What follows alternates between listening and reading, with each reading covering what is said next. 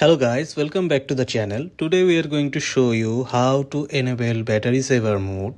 Battery saver mode is a feature that can help extend the battery life of your device by adjusting settings to conserve power.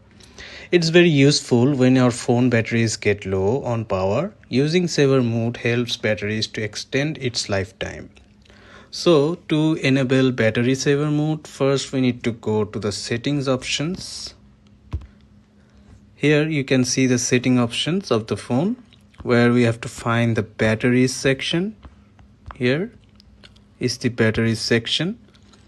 Here you can see the low power mode just below the battery percentage section.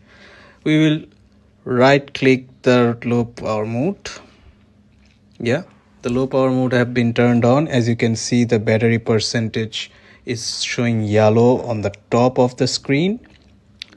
So this is how you can turn on low power mode to extend your battery life. Battery lives are useful for your phone, so you can use low power mode battery savers to save your battery, save your charge of the phone. Thanks for watching this video.